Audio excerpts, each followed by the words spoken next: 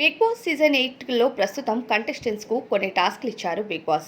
Garden ఏరియాలో contestants అంతా నిలబడితే ఫోటో పెట్టు అనే టాస్క్కి సంబంధించిన రూల్స్ అండ్ రెగ్యులేషన్స్ కోసం అభయ్ చదువుతూ ఉంటారు. కంటెస్టెంట్స్కి ఉన్న డౌట్స్ అన్నిటినీ క్లియర్ చేశారు. ఇక 2 క్లాన్స్ నుంచి ఇద్దరిద్దరు కంటెస్టెంట్స్ వచ్చి పార్టిసిపేట్ చేయాల్సి ఉంటుంది.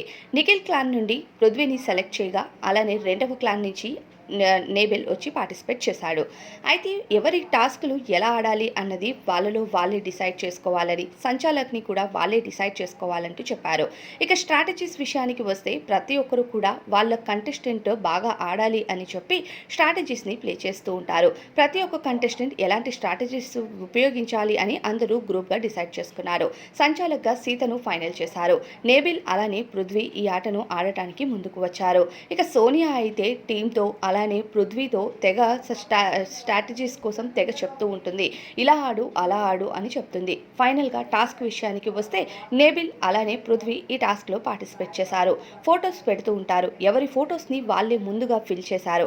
ఆ తర్వాత మరొకరి ఫొటోస్ని ఒకరు లాగేసి అన్ని బయటపడేస్తూ ఉండేవారు.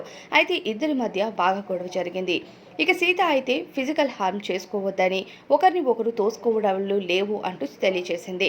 ఆ తరువాత ఇద్దరు ఒకరిని ఒకరు డిఫెండ్ చేసుకుంటూ ఉంటే ఒకరికి ఒకరు పడిపోతున్నారని చెప్పి కనీసం ఒకరిని ఒకరు తాకడానికి కూడా వీల్లేదు అంటూ తెలియజేసింది. దానితో ఫోటోలు పెట్టడం తీయడం ఇదే అయ్యింది. ఏది ఏమైనా సరే ఫిజికల్ టాస్కుల్లో ఇక పృథ్వీ 100% ఇస్తాడు. దానితో నేబిల్లి లాక్కుని గార్డెన్ అవతలికి వెళ్ళిపోయాడు. దానితో ఇక టచ్ కూడా చేయకూడదు అని చెప్పిన పృథ్వీ 4-5 సార్లు ఇక నేబిల్ టచ్ చేస్తూ ఉంటాడు. దానితో నేబిల్ ఇక డిస్క్వాలిఫై చేయాలి అంటూ నేబిల్ టీం అంతా ఫైర్ అవ్వడంతో ఇక సీత చేసేది ఏం లేక పృథ్వీ యు ఆర్ డిస్క్వాలిఫైడ్ అని చెప్పి విన్నర్ ఎవరో అనౌన్స్ చేయమంటూ బిగ్ బాస్ చెప్పడంతో Nabeel is the winner of this task అంటూ బిగ్ బాస్కి తెలియజేస్తుంది. ఇక దీనితో ఫస్ట్ టాస్క్లో నేబిల్ విజేతగా నిలిచాడు. మరి దీనిపై అభిప్రాయం ఏంటో కామెంట్స్లో చెప్పండి.